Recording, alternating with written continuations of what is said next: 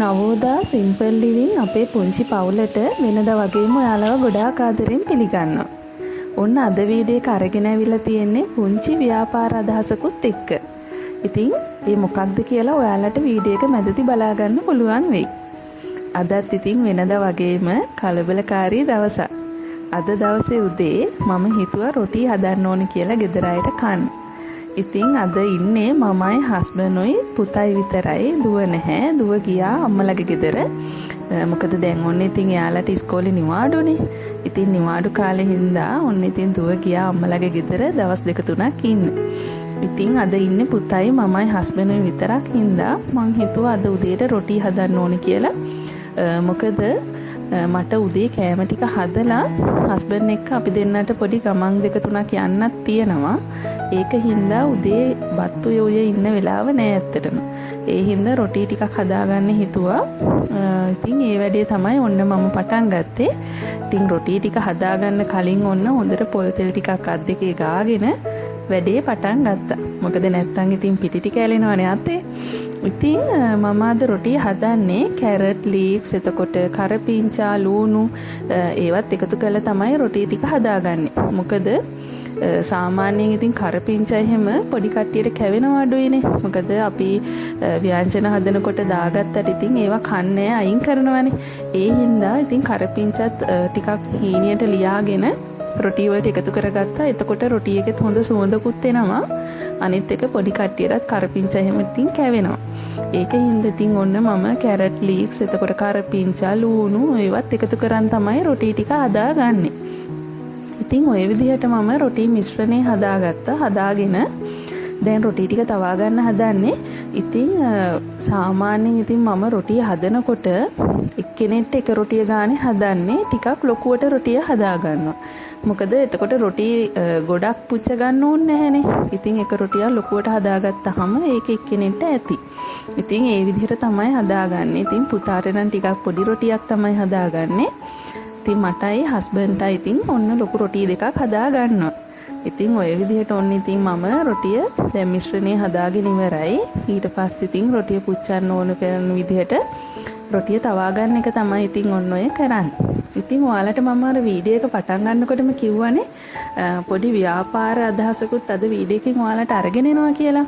ඉතින් ඇත්තටම දැන් අද කාලේ අපේ මේ තියෙන ආර්ථිකෙත් එක්ක අපිට එක දෙයක් කරලම අමාරුයි.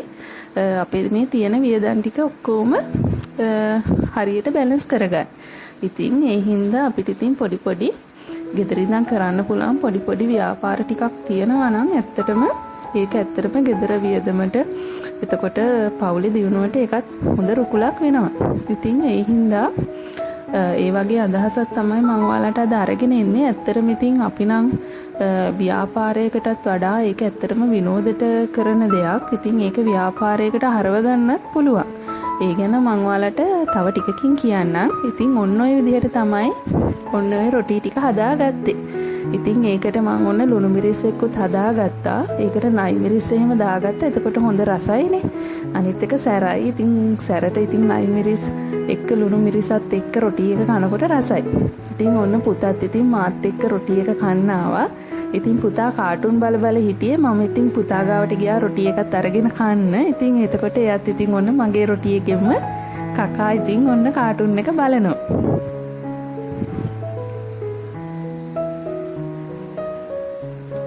ඔන්න ඔය විදිහට තමයි අද උදේ ඉතින් අපි ඔන්න රොටි හදාගෙන කෑවේ.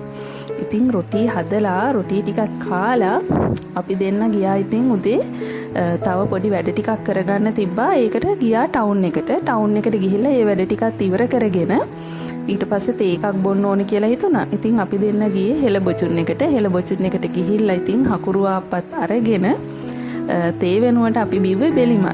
බෙලිමල් අරගමු කියලා හස්බන්ඩ් කිව්වා. ඉතින් බෙලිමල් අරගෙන හකුරු කෑල්ලකුත් එක්ක බෙලිමල් එකත් බොන ගමන් ඉතින් ඔන්න හකුරු ආප්පත් කෑවා. ඉතින් ඒ ගමනත් ගිහින් ඇවිල්ලා ඊට පස්සේ ඉතින් ඔන්න අපි දෙන්න ලෑස්ති වුණේ මං අර කිව්ව අනිත් ගමනේ යන්න. ඉතින් ඔන්න ඔය වගේ ලස්සන ගමකට තමයි අපි දෙන්න ගියේ. ඉතින් මේ ගියේ හස්බන්ඩ්ගේ වැඩකට. දැන් ඔන්න ඔයාලා දකින්නකොටම දන්නවා ඇති මොකක්ද මේ වැඩේ කියලා. ඉතින් හස්බන්ඩ්ගේ හිටියා ලව් බර්ඩ්ස්ලා දාලා කූඩුවක. ඉතින් ඒ කූඩුව හිස් කළා.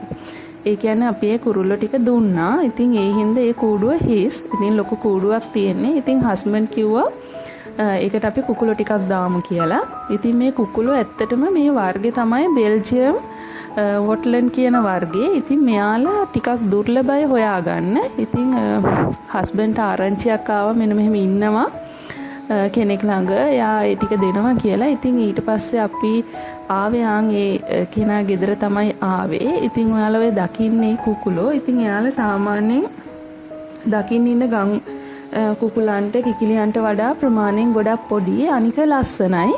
ඉතින් ගොඩක් කට්ටිය මෙයාලා ඇති කරනවා ලස්සනට. ඉතින් හස්බන්ඩ්ුත් හරි ආසයි ඒ වගේ ලස්සනට පෙනුම තියෙන ඒ සත්තු ඇති කරන්න. ඉතින් ඒ හින්දා එයා හිතුවා ඉතින් කීප දෙනෙක් අරගන්න ඕනි කියලා ඇති කරන්න. මොකද හිස් කූඩුවකුත් තියෙන හන්දා ඒකට දාන්න පුළුවන්නේ.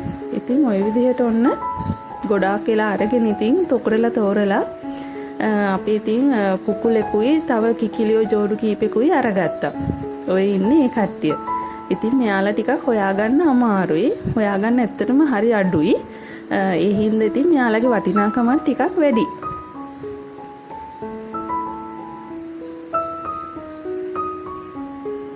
මේ ඉන්නේත් ඔයාලා සාමාන්‍යයෙන් දකින කුකුලෙක් නෙවෙයි. මෙයාත් වෙන විශේෂ වර්ගයක්.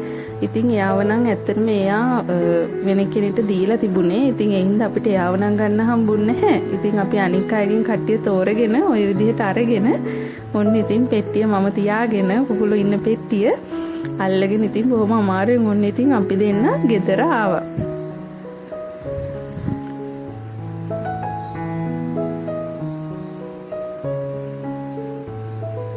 ඉතින් ඔයාලට මට කියන්න ඕනේ සාමාන්‍යයෙන් ඉතින් අපිට පොඩි ඉඩක වුණත් මේ වගේ කුකුලෝ ඇති කරන්නත් පුළුවන්. ඒ කියන්නේ කූඩුවක් හොඳට හදාගන්න පුළුවන් නම් මේ වගේ කුකුලෝ කීප දෙනෙක් ඇති කරලා ඔයාලට බිත්තර අරගන්න පුළුවන්. ඉතින් නැත්තම් පැටව ගන්නත් පුළුවන්. මොකද දැන් අපේ නම් බිත්තර රක්කන මැෂින් එකක් තියෙනවා. ඉතින් ඒකේ බිත්තර තියලා අපි පැටව ගන්නවා. ඉතින් එතකොට මේ පැටව සාමාන්‍යයෙන් ටිකක් ලොකු වුණාට පස්සේ ඔයාලට විකුණන්නත් පුළුවන්.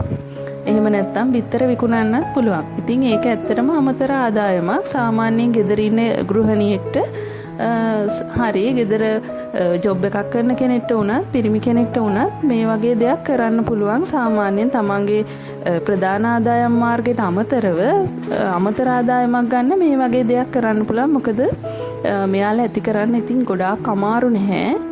මෙයාලට හරියට කෑම බීම ටික බෙහෙත් ටික ඒ ටික දුන්නා නම් මේ කට්ටිය ඇති කරන්න එහෙම ගොඩක් අමාරු නැහැ. ඉතින් හොඳට පිරිසිදුවට තියාගන්න පුළුවන් නම් ඇත්තටම මේ වගේ දෙයක් ඔයාලටත් කරන්න පුළුවන්. ඔන්න ඔය විදිහට තමයි ඉතින් එදා අපේ ඔය වැඩ ටික ඉවර වුණේ. ඉතින් මෙයාලා ගෙනල්ලා ඔන්න ඔය විදිහට ඉතින් කූඩුවට දැම්මා. ඊට පස්සේ ඉතින් ඔන්න අද දවසෙත් ඉතින් දවසේ භාගයක් ඉවරයි. හවස් වෙලා දැන් ඉතින් සාමාන්‍යයෙන් 3ට 4ට විතර ඇති. ඉතින් ආයෙත් අලුත් වීඩියෝකින් ආයෙත් හමු වෙමු.